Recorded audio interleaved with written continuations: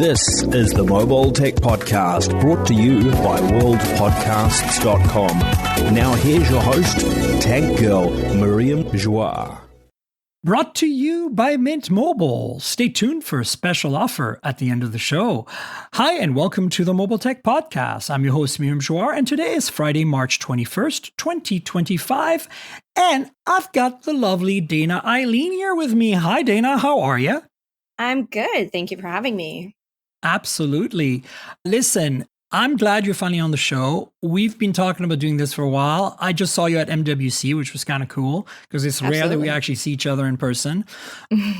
I'm out in Vancouver today, not in San Francisco. So, we're both in the same country, which is kind of great. We are. That never happens with Canadians. We're either Canada. We're always on a different continent when we see each other. I know that's kind of what's happening. I run into people in the airport that I know and like various airports, like not necessarily the airport when I'm leaving or coming back to. And it's like, I don't even register that I'm in a different place. It's totally normal that I run into random media people at airports.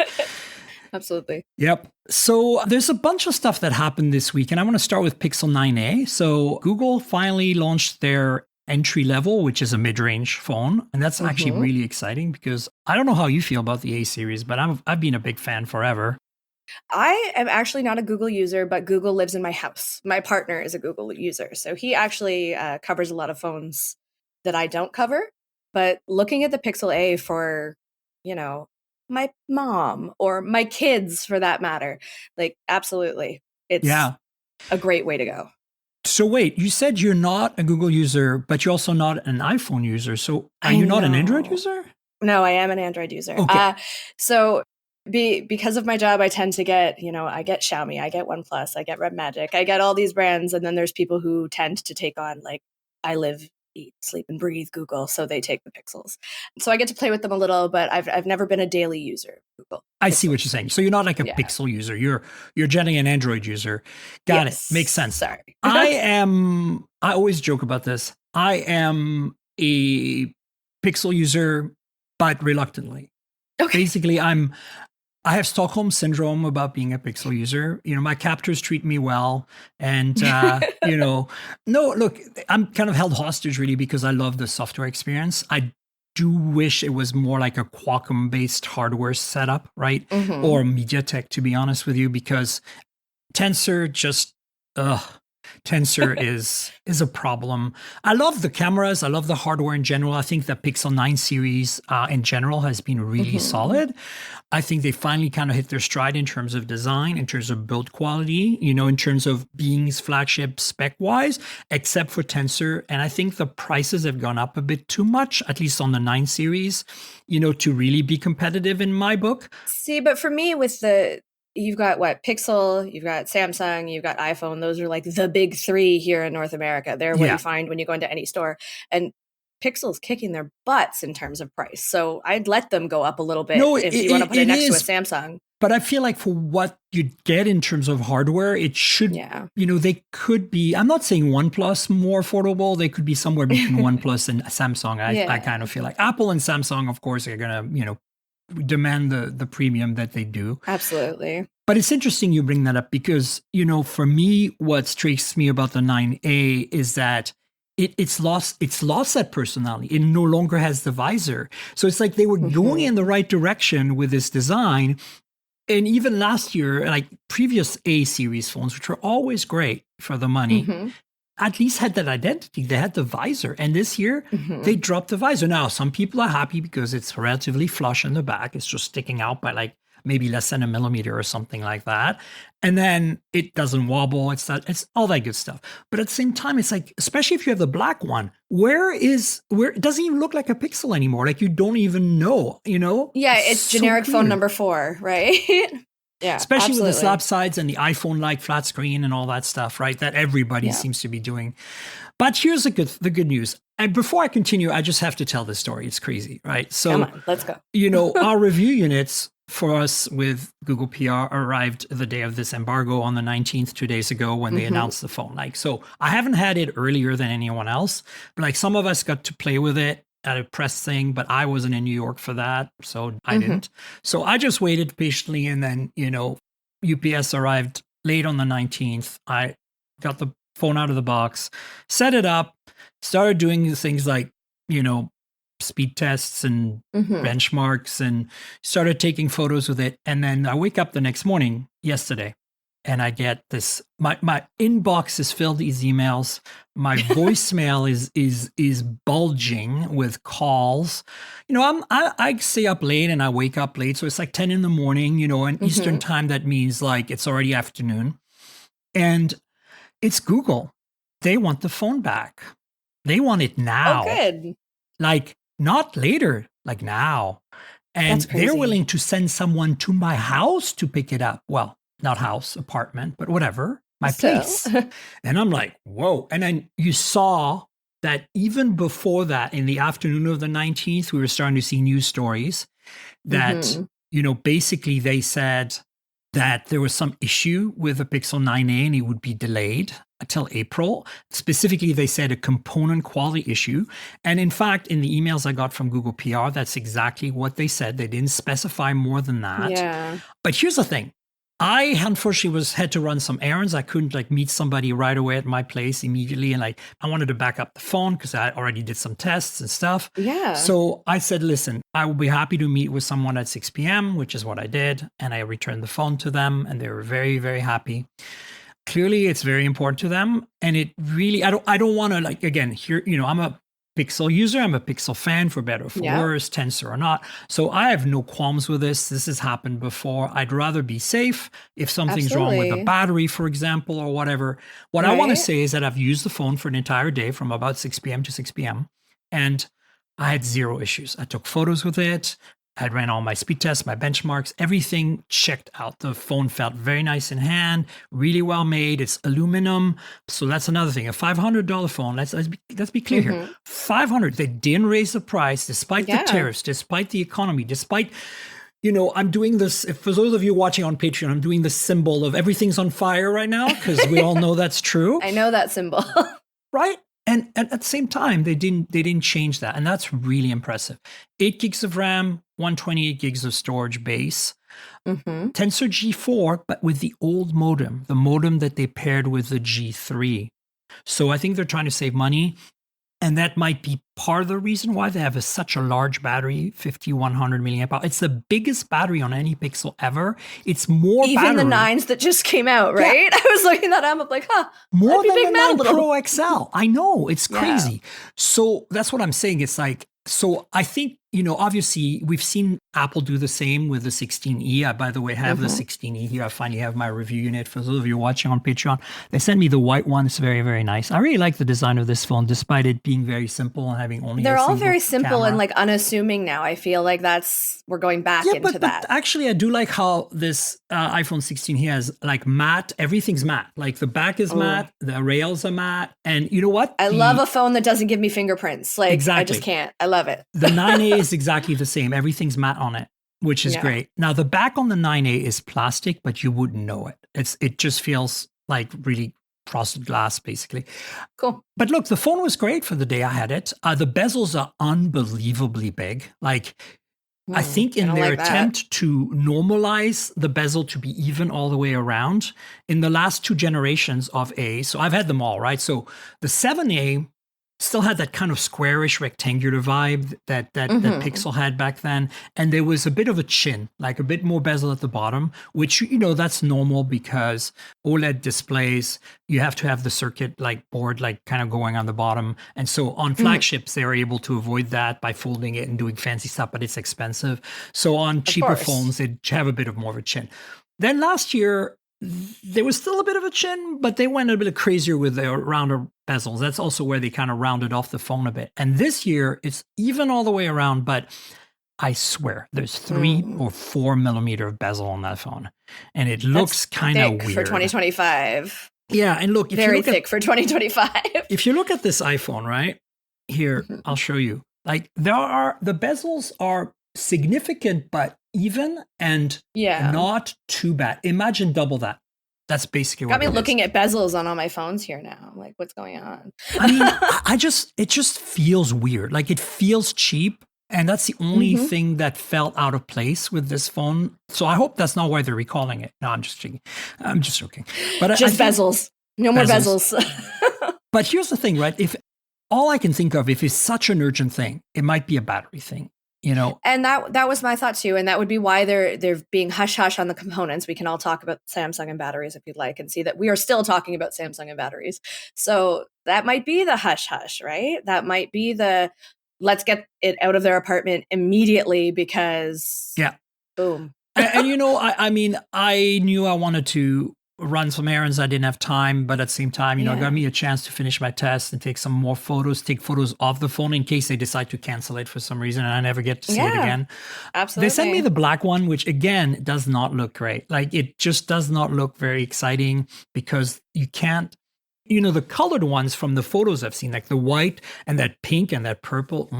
I love the colored ones. I never get them. I always get the black or the white. Those but never... actually still have a bit of that pixel personality because the black cutout looks a bit like a visor, but black on black, do not buy the black on black Pixel 9a, folks. Unless you want to look like a super spy.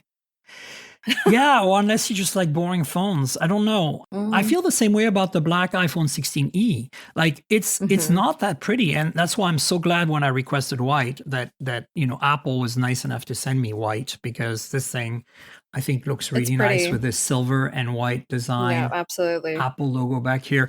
So this phone is actually interesting and we're going to segue into some of that in a minute. But what is your general thought on this delay? I think they're doing the right thing. I'm glad that if they have an issue, they're able to catch it in time.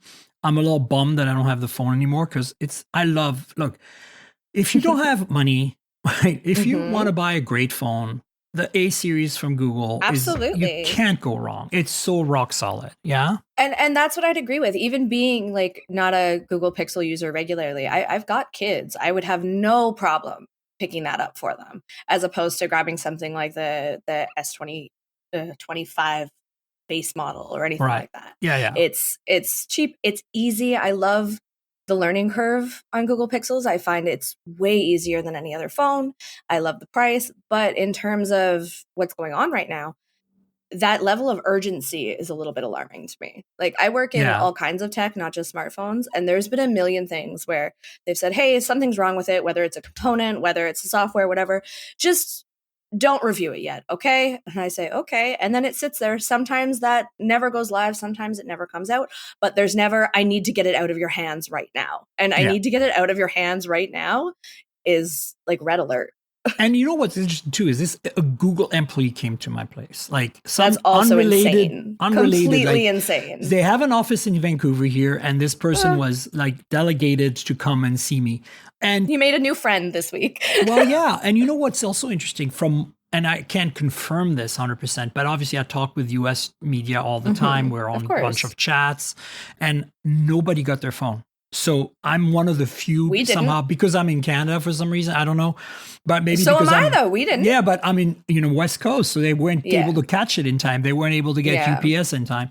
But all my colleagues, other than their spending time with it in New York, and other than Marquez actually getting the phones, he did a video on them. Whether he actually got to keep them, who knows? But the point is that it looks like most of my journalist friends and creator friends basically got notified as the shipping was happening that it had been recalled somehow or returned. At least they let them know. That's good. So, well, usually you've noticed this. You get a lot of review units. You get the notifications from FedEx, DHL, and UPS before you get the PR people giving you the deets. Sometimes I have it in office set up, and they're like, "Here's your tracking information." I'm like, "That's so helpful. Thank you. Wonderful. You're great. Awesome.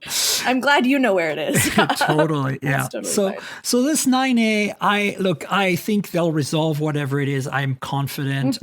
Really, I think in this day and age of uncertainty and everything's on fire and the economy is in shambles, I think that a $500 US phone that is this well-rounded and rock solid. The only thing I wish is that it had more of a visor and it had kept that personality. Everything else about it is rock solid. Everything that you've used to seeing on a Pixel before is there. Wireless charging is still there. It's not the fastest, like I think only 7.5 watt. You got all the stuff. You even have IP68 versus 67. Yeah. So now you can actually leave it in your bathtub overnight, which is kind of cool if you're someone who has dropped her phone in a lake more than once. That's great. Good news. And I have to kind of commend them from a buyer perspective. Like they're not even taking pre-orders right now.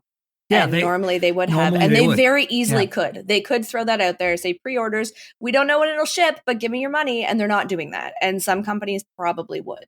Yeah. So, I mean, that's good on them and good on them for, admitting there's an issue and handling it. Yeah. Hopefully. So I think in general, this is my takeaway. Bezels are crazy. The screen is 6.3 inches, which because of the bezels actually makes the phone bigger than an iPhone 16e, which is interesting. It's also pretty thick overall. And you notice it, but then again, there's no camera bump, so that's probably a positive for some people. Big battery, that's also going to be a positive for a lot of people. And IP68, but the rest is pretty much all the same. You get Tensor G4 though, so if you're like running a Pixel 8 right now, even just like a year and a bit old, you're running a worse chip than the cheapest phone you can buy from Google, which is kind of amazing, But the old modem. So who knows how that's going to balance out with battery life. You might still get that hand warmer effect that the Pixels are well known for. Which in Canada, that's not always bad. It's fantastic, especially where you are in Ontario. Like it gets cold. And so, that's it's your what's winter happening. phone. So I'm looking forward to getting my Pixel 9a back. And I'm sure it'll be a different one. I've actually requested a colored I said any color. Then you'll have black. Photos of both. Isn't that exciting? Yes, and I think I'm looking forward to hopefully purple or pink, but even white would look better. I think it would just work better. So we'll see how that goes. Moving on to some other stuff here, we've got some good information about the modem in the C1 modem, which is Apple's own modem in the iPhone 16e. So. We've talked about this on the show before. This is the first phone and for those of you on Patreon, I'm holding up, but once again, the iPhone 16e, very, very cool phone. I think that, I've kind of reviewed this already kind of on the podcast, but because I finally now have my device because I was traveling and it arrived in Vancouver because I wanted the Canadian one because it has a SIM tray. PR was going to send one to me in SF and I was like, no, I want the SIM tray. I'll wait a little bit. But now that I've played with this phone for almost a whole week, I still want to stick to what I said. It's $100 US too much. I think this should be a $499 phone. I can get over the lack of ultra-wide because I understand how Apple works. You have to put yourself in a different mindset with Apple's iPhone ecosystem. And also kind of understand the $599 price point because Apple is kind of a little anal retentive in that sense that they want a $200 difference between each phone, right? So if the 16 is at $799 US, then the 16e should be at $599 and the Pro at $999, right? I get that. That's clean. That's solid. But that's not the reality people live in. The reality people live in is that I think this phone should be $499. And then it'd be pretty competitive within the iPhone ecosystem. Is it competitive within the general world? No, because it needs an ultrawide. And I can get over that simply because I get where Apple is at with their mindset on that, right? Everything else about this phone is rock solid. The only thing that pisses me off, and I've said that before, is that they have wireless charging on this phone like they have on every iPhone, which is wonderful. Yeah. Like the fact that you could get the SE before with wireless charging for $429 or whatever, amazing. But it has no MagSafe. And you're not an iPhone user, but if you've used an iPhone, having those magnets, like clunk, put it on your dashboard, like it's just a must-have. It's a table stakes thing. And even I know that, like as an Android user, I've just now started getting like mag cases for all my phones, and I can't and they live all without have that MagSafe, now. right? You get cases with MagSafe. I know. Why would we go backwards? I don't understand. Stop that. So this is what I'm saying. It's like, to me, these are my only concerns with this phone. Everything about, I can kind of get over the ultra wide missing because I can understand where Apple is in their mind. One camera, two cameras, three cameras, for the different tiers. Got it. Somebody likes math out there. Somebody at Apple is really into clean numbers, clean lines. MagSafe and $499. MagSafe and $499. That's what that phone should be. And at that price, man, it's solid. Like it's so fast. That's the one thing I love about iPhones, because the A18 on there, like it just flies through stuff. Like just everything is just, it's like you feel like you're using OnePlus 13 and you're using a $500 absolutely. iPhone. It's really impressive. But the modem is what's fascinating for those of you who are nerds listening right now. I know there's a lot of you. We're all varying degree of nerds. Of course. I mean, there's all kinds top of tier nerd. There's video game nerds. You're part of that clique. I mean, there's Dungeons and Dragons nerds. There's like, I mean that and too many nerds in one. It's scary. Yeah, in the most generic sense possible. I love my nerds.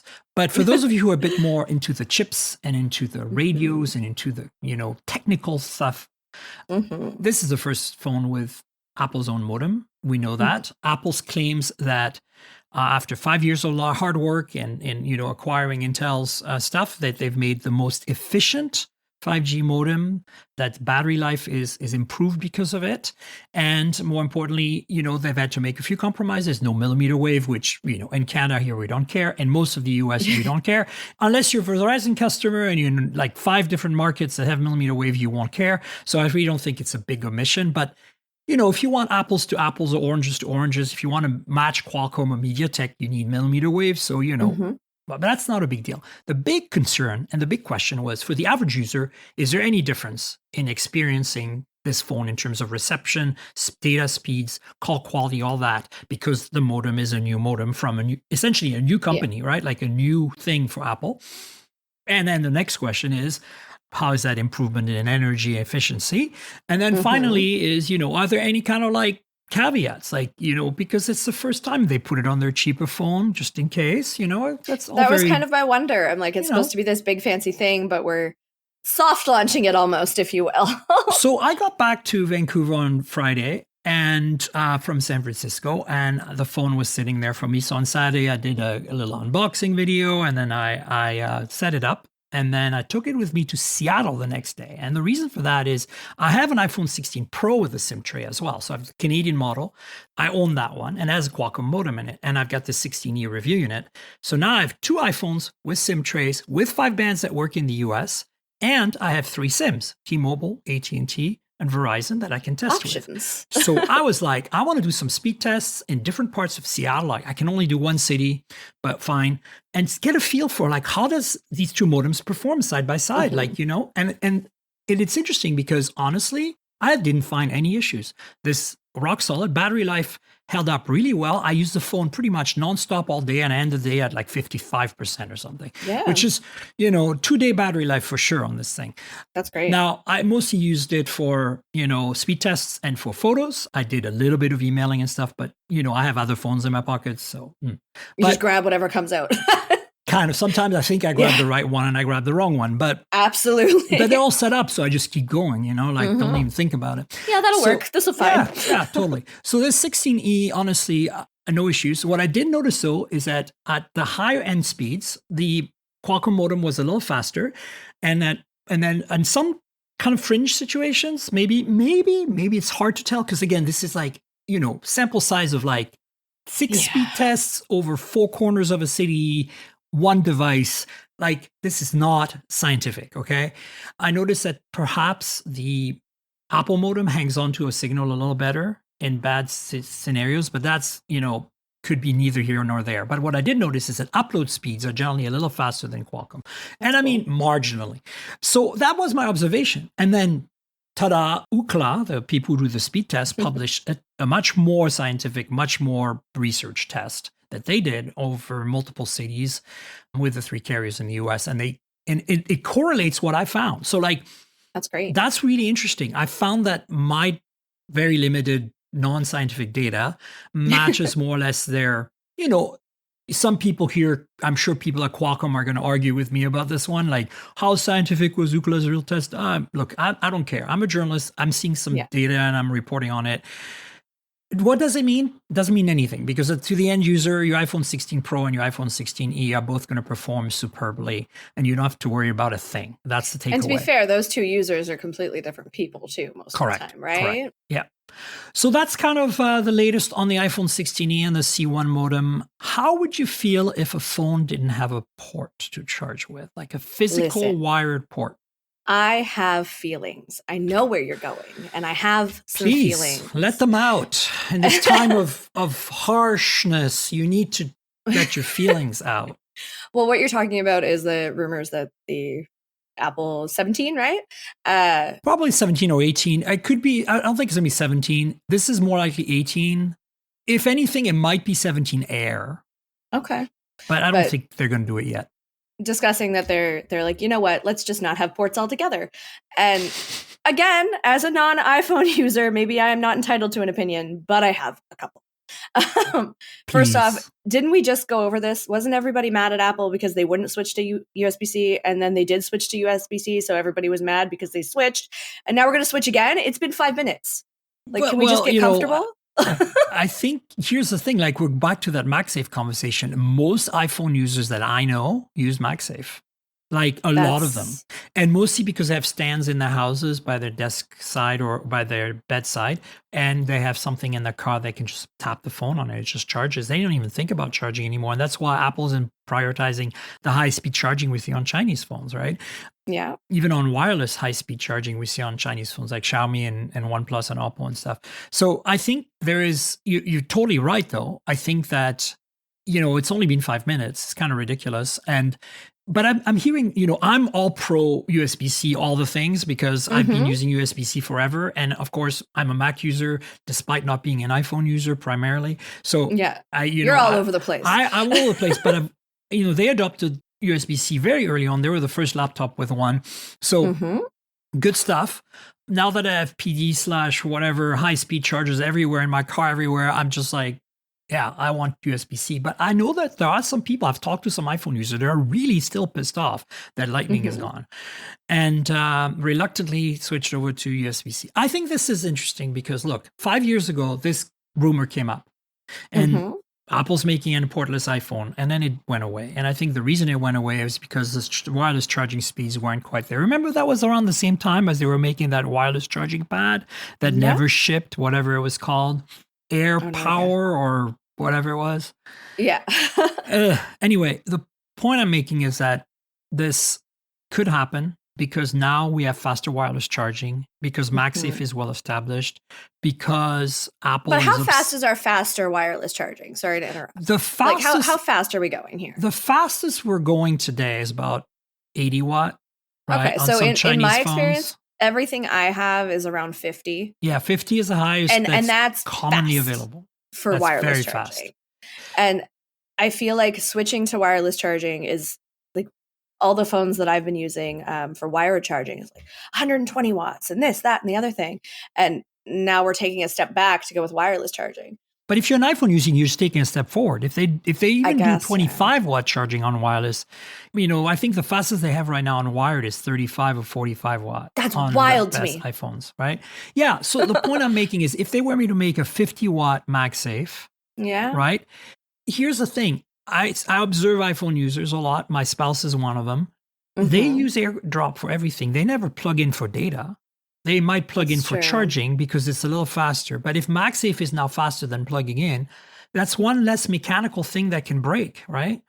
Yeah, so I can see where Apple's coming from. And to be fair, this rumor now is more likely because the European Union has officially approved that you can have a phone that has only got wireless charging, because that was up in the air until now. So the other thing is that it's not the first time. I think it was Vivo that made a portless phone like about 5 years back. Interesting. And it might have been a concept. I don't think it was necessarily a production phone, but it was super slim and it had no ports and it had wireless charging only. And at the time, I remember it was big brouhaha. How do you transfer data? Well, Wi-Fi, duh. Like, like AirDrop is today, right? But back then that wasn't perfected. So I think that's what's interesting. So for me, you kind of made the arguments that I was going to make against it is, well, it's a step up for them. It's faster than wired charging right now. And airdropping is to transfer data. But then I feel like we're praising Apple for doing the bare minimum. We're like, it's great. They're going to wireless charging because now they're going to be a little bit faster. But I want them to be even faster. Well, Like yeah. I'm clapping for them for taking a baby step when all these other operating systems, brands, whatever you want, has been miles ahead of them forever. Well, Though I do use wireless charging most of the time, Yeah, me unless too. I'm at an event or something, and then I plug in really quick because I need juice quick. Yeah. No, I think, look, the thing for me is like, I'm not praising Apple here. I'm just saying, like, I can see from their perspective, since they don't have Yeah. fast wire charging, and they want to simplify the design and simplify the mechanical wear and tear on devices. They've always tried to remove buttons, everything, right? Because I think I like the way it looks. Yeah, and it's design. A lot of it's design, but I think mechanical wear and tear, like the number of YouTube videos out there of people bringing in their phones to a repair shop and they can't charge. It just turns out this full of lint in the port. You know, like you just have to fish it out. And these repair shops do that in 5 seconds. You know, you and I could do it in 5 seconds. All you need is a toothpick, really.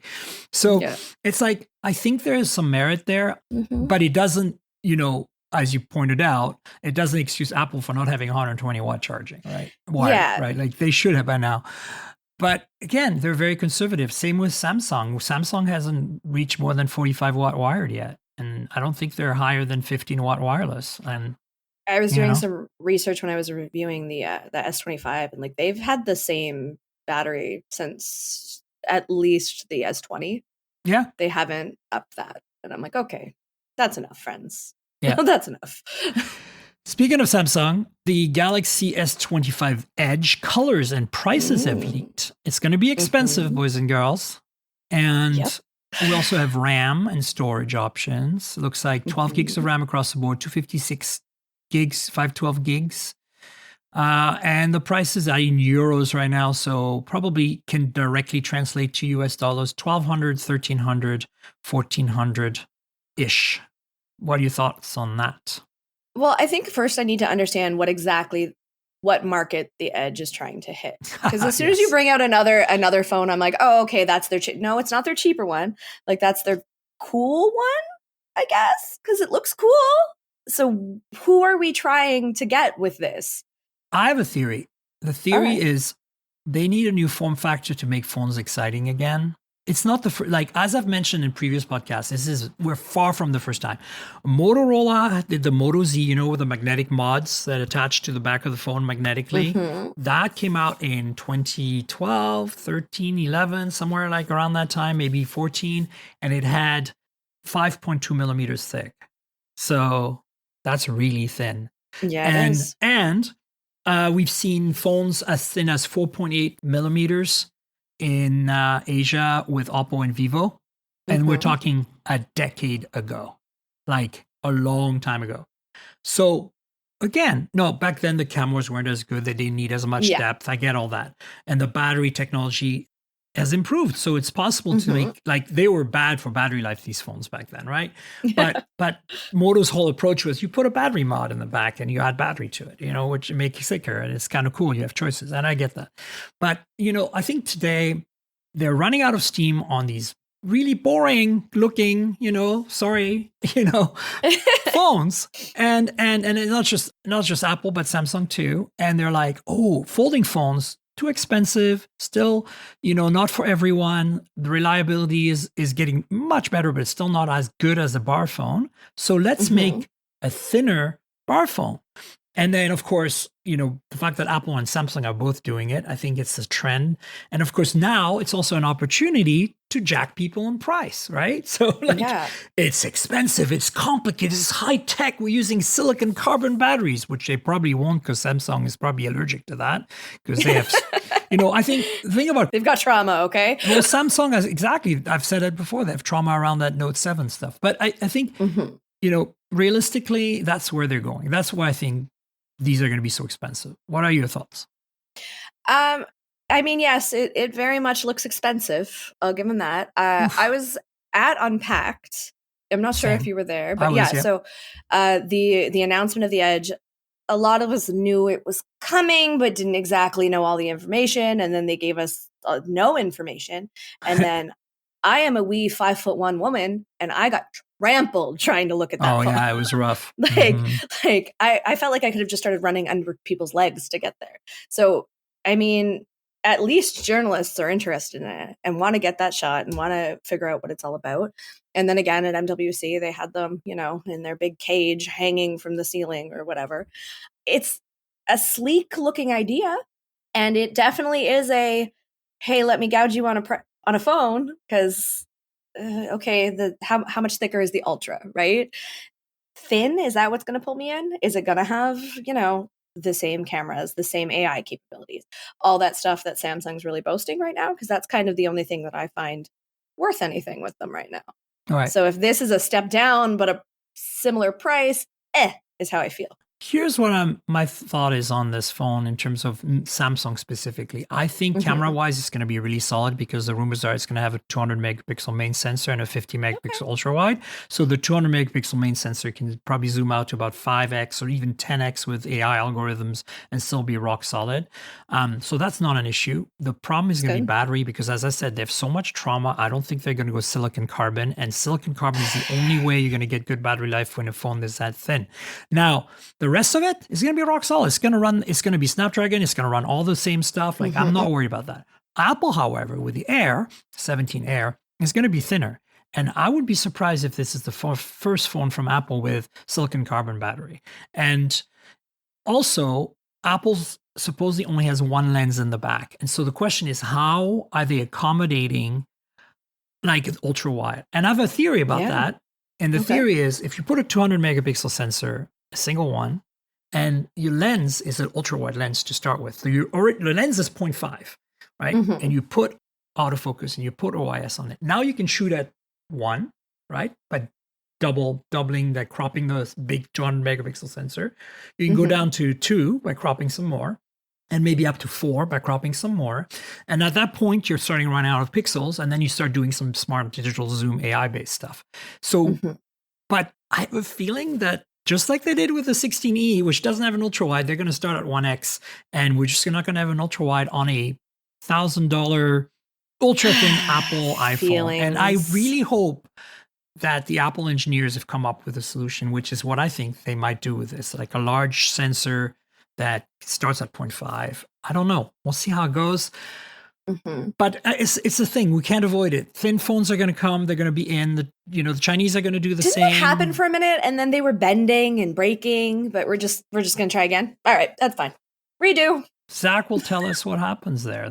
Zach, Jerry, everything will be testing that. And look, I think that you can. I'm not too worried about structurally making it strong enough to resist bending. It's just more the battery life I'm worried, especially on Samsung, and the camera with a single camera on Apple. Those are the two concerns I have on these upcoming thin phones. Pricing too. The rumors on Apple that it might be priced like an iPhone 16 Plus.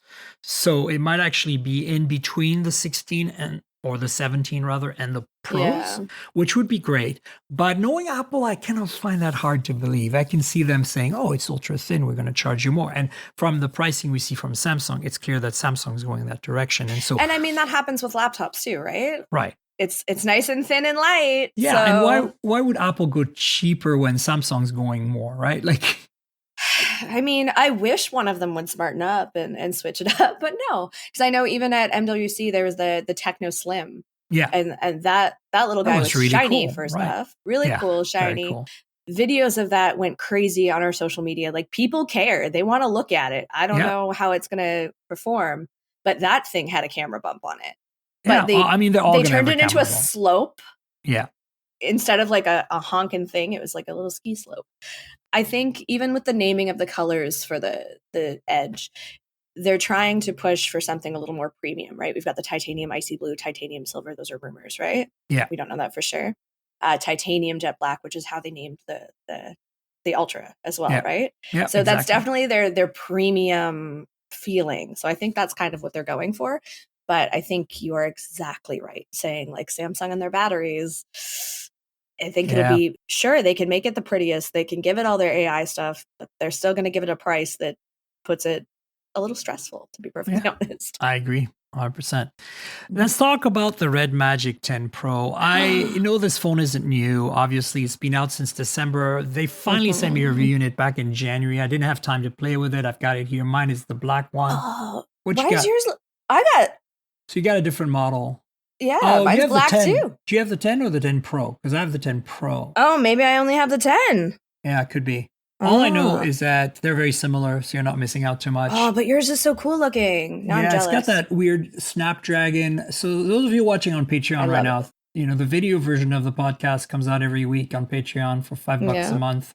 So you should check that out. I'll tell you later about it. Patreon.com/TNKGRL. But yeah, it's got that Snapdragon stuff and the fan is there. So it's got just a little more decorations, but the base phone is the I do want to same, confirm this is also a 10 Pro. Says so. Oh, interesting. It's just a different black. Different back, yeah. Oh, yours was the one I wanted. Now I'm salty. For anybody that wants to see it. Actually, there's a silver one. That's the one I wanted. That's like that. Yeah, I saw that one. That one's very like Terminator with the red absolutely. and the So sure, I've used these phones. I've been reviewing RedMagic since pretty much day one, and they're generally, my takeaway is always awesome phones, great pricing, great value. If you're a gamer, no brainer. Software is always a bit wonky, and in sense of it's not like it's buggy per se, but you're not going to get a lot of updates. There's a lot of weird translations and stuff that is a little strange. But it's like kind of janky Chinese phone, not good quality Chinese phone in terms of software, and they're getting better. They're getting better. Cameras, so, but I have to say, since the 9 series, the cameras have improved drastically on the RedMagic phones, and I think that they're finally at the place where if you want to make this your main phone and your only phone, you could still take photos with it and be fine. That's my opinion. Yeah, you're not going to take your professional grade, like publish it in a magazine photo. No. My issue is, I guess it's more of a quality of life issue, but you've only got 2 options when you're taking a quick photo. You've got 14 millimeter and 24 millimeter. Right. But I can still zoom further with my fingers if I am so inclined. There's no 2x or 4x or whatever. Yeah, it's a pain. And I went to an event for a TV show on Paramount Plus yesterday, and one of the actresses came out. And I was like, oh, snap a picture. But I was slightly too far away. And I'm like, I had a drink in my hand. It was very classy. And I'm like, I just want to get a little and I'm trying to like do this while holding. It wasn't good. I just need those presets. It sounds like such a silly complaint. No, I agree. And I had no idea that I missed them. But in that moment, I was like, I'm 9 miles away from this woman. I completely agree with you. This is actually one of the things I've dinged them on for years now. And you'd think they would read the reviews and somebody would be like, make a note. Maybe we should add this software feature. No, they do not care. They do not care. So this is my first RedMagic phone. So I didn't know it was an ongoing issue. But that's a wild thing. There's definitely some silly things about this phone. Like I could probably boot up my little fan here and let you hear it go vroom vroom. Oh, it's very loud, especially when you're charging. Yeah, I think it's hilarious. My children love it. They like when there's this little game fan. Oh, this is a terrible reflection. A little game fan right here for anybody that's watching on video. And if you press it, it revs like a car for some reason. You can see the exhaust and exit and entry ports there. Yeah, absolutely. And so there's definitely some bloat that's not needed, but makes you go, huh, neat. The switch on the side to pop it into like game mode. Also completely unnecessary, but I do like having all my games in one spot. You want that. Come on. You need a little flash. I actually do like you can't see on my phone where it lights up. There's a little light on the back when you get a notification, or you can set it to do whatever you want it to do. If I can trigger it. I know. I'm like, why don't any of my friends like me right now? That's very inconvenient. But mine, I've got it set up to green if I have like a notification or an email or something. The first night that I plugged it in and set it on my nightstand to go to bed, I'm like, what is happening? There was like a red flash. I'm like, absolutely not. That should never be an option. Does yours make like a vroom vroom sound when you plug it into charge? If the not when I plug it into charge. It's just if you turn the volume on, like the media volume on, mine does a vroom vroom charging. Oh, mine's always on silent. That's but my phone's on silent. I'm talking about the media volume, like the music volume. If you crank that up and you plug it in, it goes. Vroom, vroom. It's like, you know what? I need a little fun in my life. I know. I need a little smile, right? It's very wonky. I kind of dig it. Hang on, there's a cooling fan. Let's see if I'm turning it on and I'm going to put it. Oh, look, the light's on now. There you go. It's blue. Oh, can you see it, guys? Yeah, I did. I saw it flash once. And then listen to the sound of it. You might not be able to hear it because it's being suppressed, but in my final recording, you'll hear it. Yeah, I was trying to do it It's too. wonky. It's wonky. I love it. I love the fact that it's the only gaming phone with a built-in fan. You don't need an external cooler. Yeah. Performance on this is off the charts. Every year I review these, and in terms of benchmarks, like if you run the one that tells you how performance goes over time, like whether it's overheating and it's the performance, and they never do. Even with the fan turned off, you go from like 100% to like 98% in 20 minutes. Like if you use like 3D Mark and you do the sustained benchmark on it to see if it gets worse over time, that is always really rock solid. If you turn the fan on, you're steadying. You're like at 99% the whole time. It's crazy. And you never see that on Samsung. Samsung will drop. Like last year on the S24, it'll drop to half over 20 minutes, My Samsung got warm this year. Like just transferring files over and things like that. She was toasty. So yeah, I like this phone. I wish they had sent it to me earlier in December when I had a bit of time before the holidays to actually write a review for hothardware.com. Yeah. But I didn't. And I told them, it's like, don't send it to me in January when everybody's launching their mainline flagships. Like I need to write about OnePlus and I need to write about Samsung. I don't have time to write about RedMagic when that happens. And I had Xiaomi too. Like there was so much going on all at once. I'm like, that's enough. I had like 4 phones on my desk at any given time. I'm like, I can't. And now I have one that goes vroom. I don't know. Exactly. This year is a little crazy in terms of launches. Yeah. Absolutely. So, we'll see how it goes. Speaking of launches, there's a few little phones that are interesting. The Huawei Pura X caught my eye because there's a couple of things about this phone. It's a folding phone that looks like a flip phone, but is really a book style folding phone. Yeah. But the aspect ratio is when it's open, it's exactly the size and shape of an iPad mini. I have feelings. I think this is interesting. Like what I'm saying is it's like when it's like passport size, kind of like the original Pixel Fold. Mm-hmm. But instead of opening up to a squarish display, it opens up to a 16 by 10, like an iPad mini. 8-inch display. I think this is cool for watching video because the biggest problem with folding book style right now is you get a square. So you're wasting black bars top and bottom, no matter how you hold it. And if you have a flip phone, of course, it just opens up to a regular 6.8-inch, screen. So this kind of like makes you have Huawei. I love Huawei for just doing wonky, crazy stuff like that. It's definitely wonky and crazy. And I think it kind of makes me think of the first Pixel Fold. Yeah. That was my one, like, I'm going to use the Pixel experience. And honestly, I a lot of people didn't love that one so much, but I praised it for some things and not so much for others. And it was an odd form factor. And yes, great for watching videos. And this would be the same case. But how many people are buying their phone just for watching videos? Like, what are we all doing on our phones and what people need this? And I think personally for me, just I'm making hand motions now, but just the closing it and sitting it this way, but then having to open it and turn it, like, I think that might be a step too far, which sounds really lazy. I don't want to turn my phone. Yeah. But I think there's just some like ergonomic issues that might be a problem. That being said, it looks really cool. I mean, Huawei knows how to make a good looking phone. Here's the thing. I love the way it looks when it's closed with the small screen on the front, but it's bigger than a normal flip phone. And I like the 3-tone versions of it. For sure. I was wrong. It's not 8 inches when it's open. It's actually much smaller. It's 6.3 inches, which is like, I was basing it on the rumors. The rumors said it was going to match the iPad mini in terms of size. It's only matching the iPad mini in terms of aspect ratio, or any iPad for that matter. So it's actually a pretty small phone when you think about it. And 3.5 inch in the front. But you know what's cool? Because of this form factor, like this passport shape, they can put the camera bar on top and still have a big front screen, I think it's very interesting design. And of course, it's Huawei, and they know how to make beautiful, very well-made phones. I really wish this ban hadn't happened because I understand the security issues around the big networking equipment, but like the actual consumer products, come on, they were so cool. I had so many good Huawei phones over the years in the past. I really want to play with their trifold phone. Like, exactly. I don't know why. I don't know who it's for. I want it. I've played with it briefly, and it's incredible sci-fi. You feel like you're like watching, Westworld, and you're in it, and you're using the thing.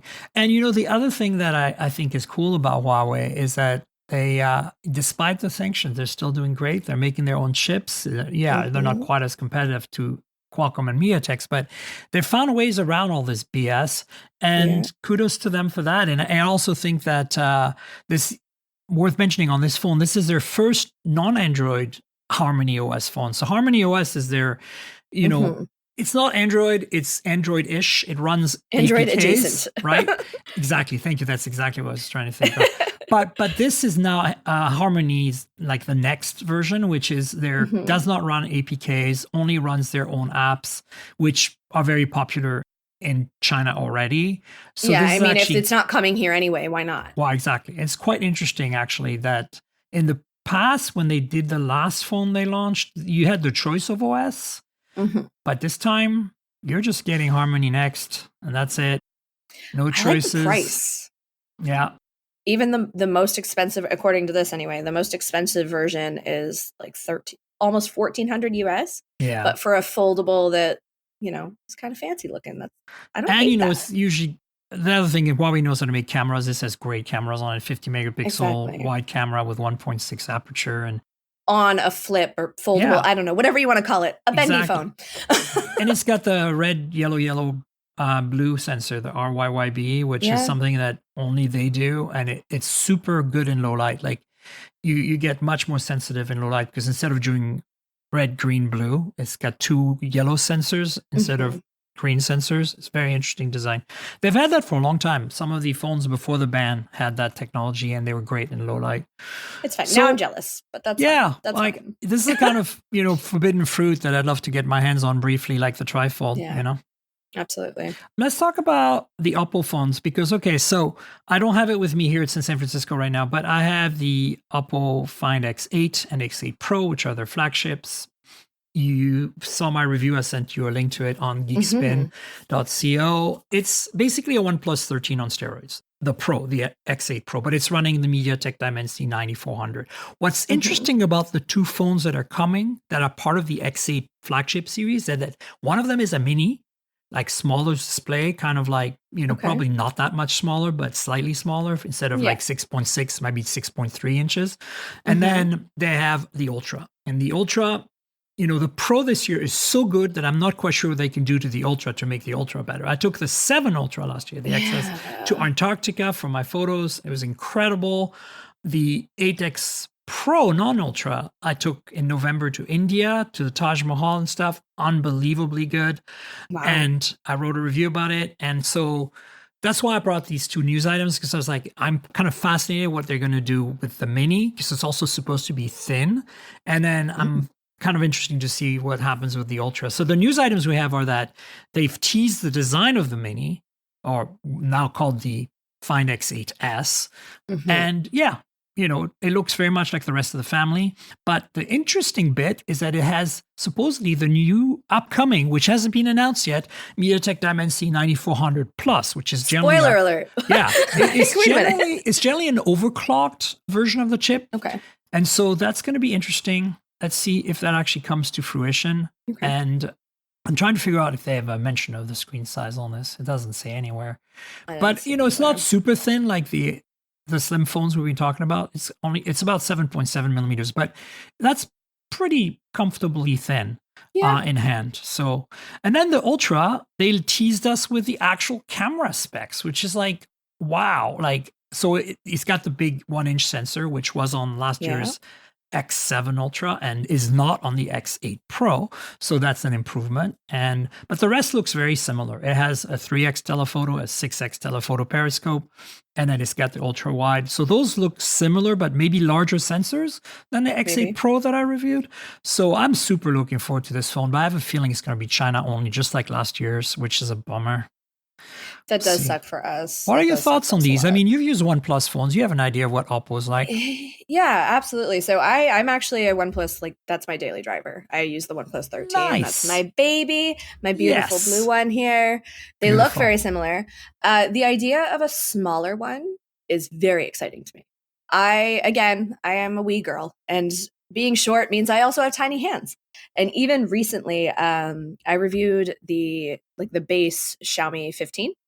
And it's significantly smaller than my OnePlus 13. And I was like, oh, this is dumb. I don't want a tiny screen. This sucks, blah, blah, blah. And then I switched back over to my OnePlus 13. I was like, oh my God, this giant. thing is huge. And I often can't reach the far side of my phone with my thumb, which that was a beautiful video that I just shared with anybody watching.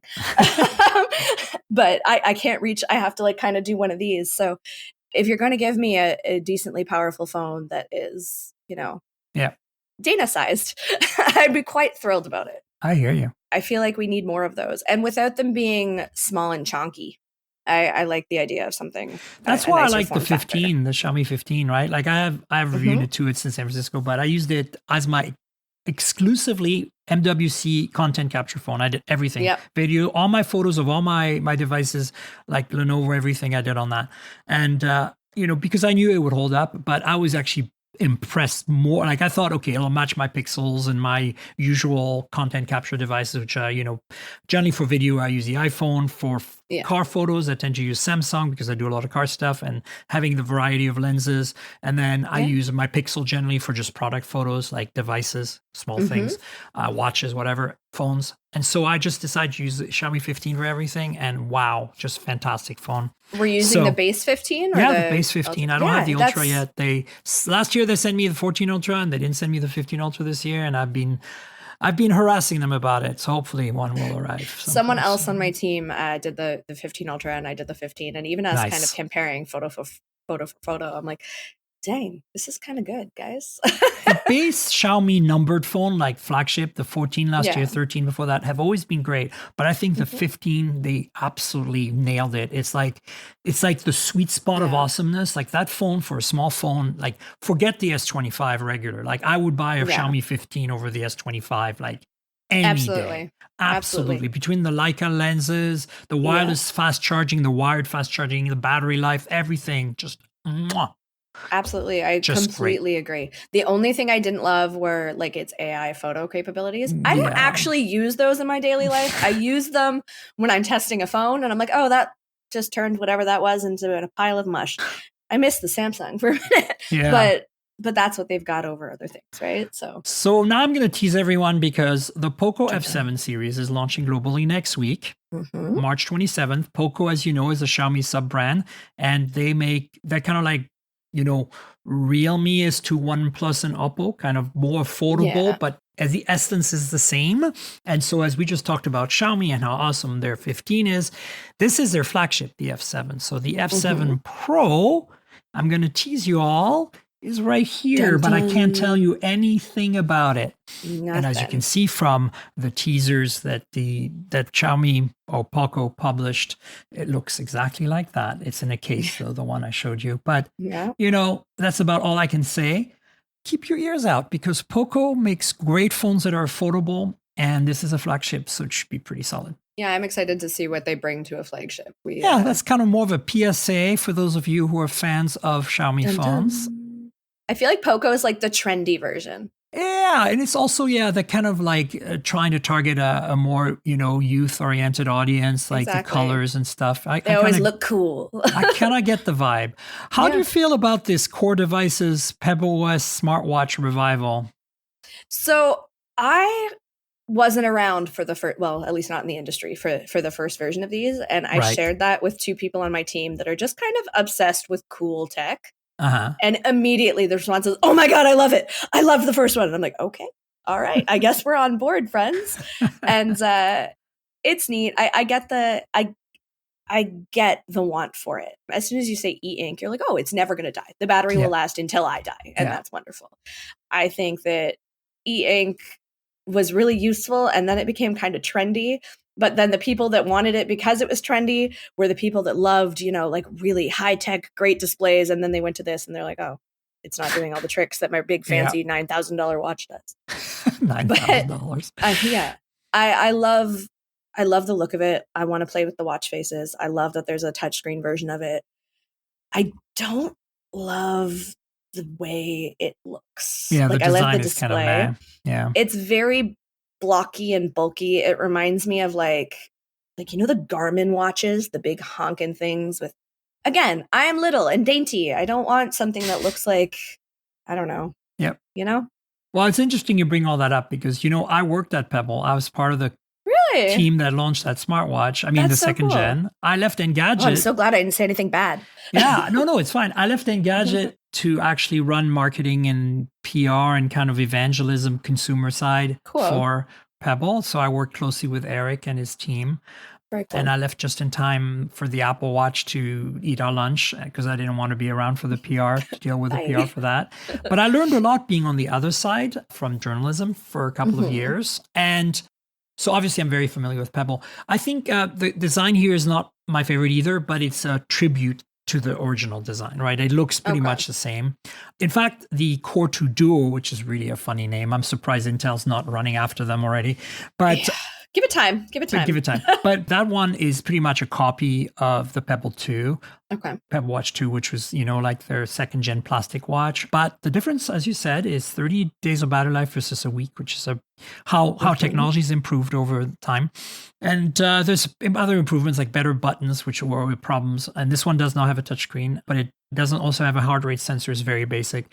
The more expensive one, $225, has a touchscreen, a color display, and that's kind of more like their version, their improved one. It has the heart rate sensor and all that stuff. So it'll be interesting to see. But the cool thing I think here is not so much that they're making watches. It's that Pebble OS was really awesome. And there's a ton of really cool watch faces and apps for Pebble OS. And that, Pebble was really well known for anybody can program it. Anybody can create an app. Anybody can create a watch face. Yeah, that's cool. And so that's kind of what we can't do that anymore because all these old, I have all the old watches. I have all the colors, all the models, and they don't work anymore. They're so old that batteries are dead, and they're just dead. So I think there's an entire community of people out there who loves Pebble OS and the watches and the watch faces and the games that were made. There's tons of games for Pebble.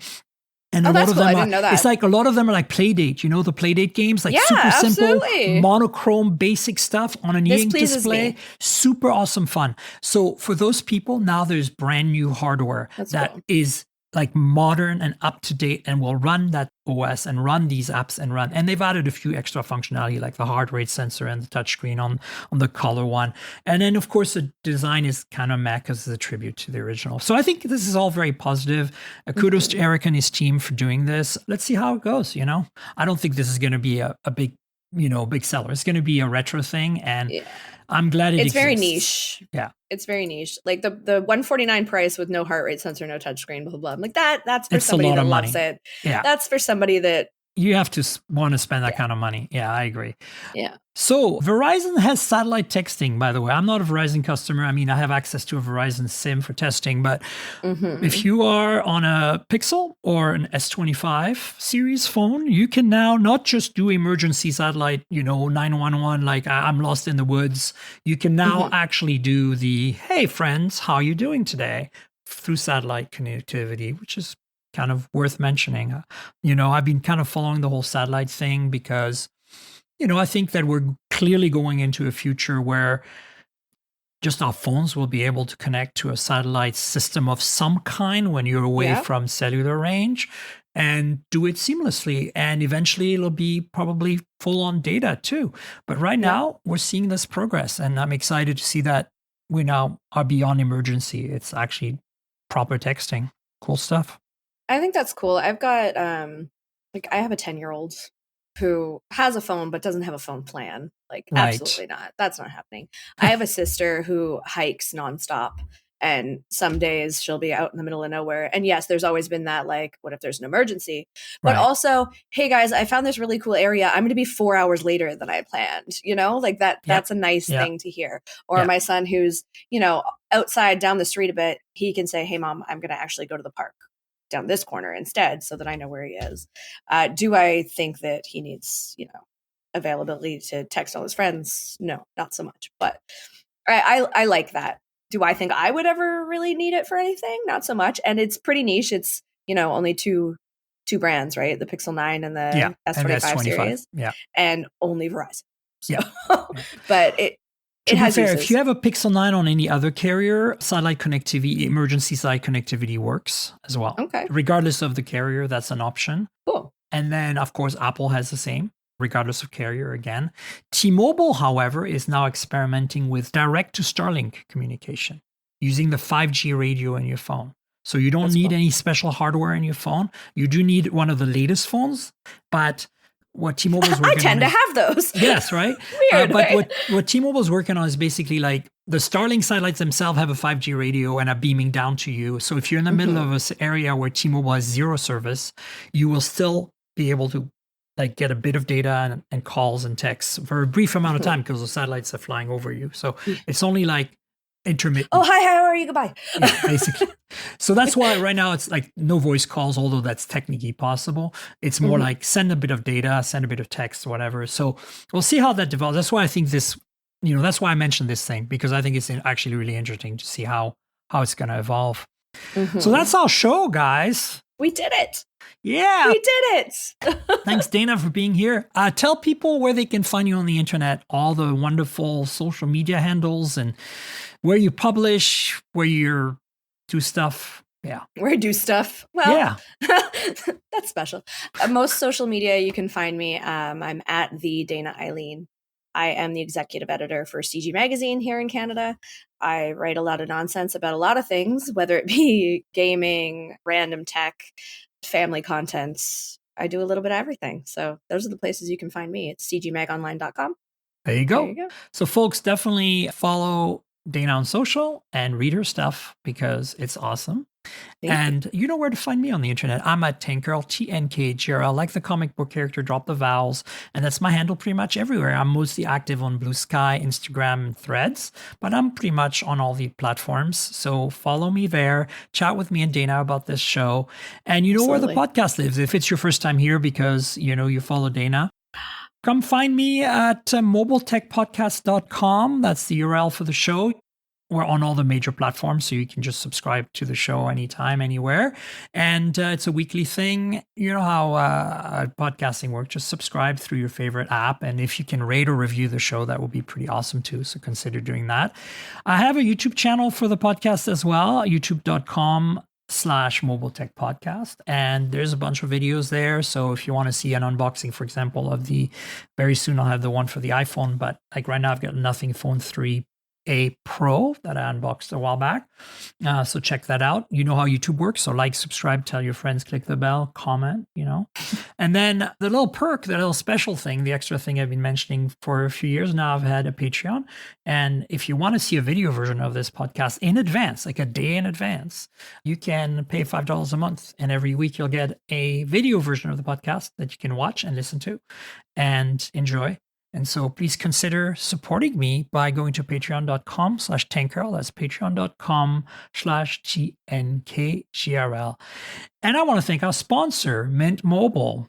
I review a lot of phones, so I'm constantly juggling multiple devices.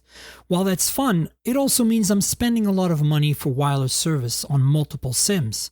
Thankfully, there's Mint Mobile, and that's who I'm teaming up with for today's podcast. If you want to save money on your wireless service, switch to Mint Mobile. You've probably seen the Mint Mobile ads featuring Ryan Reynolds, but let me quickly tell you how fantastic their service is, especially for tech-savvy early adopters like us. Mint Mobile offers premium wireless for as low as $15 a month, and you don't have to sacrifice any coverage, speed, or data.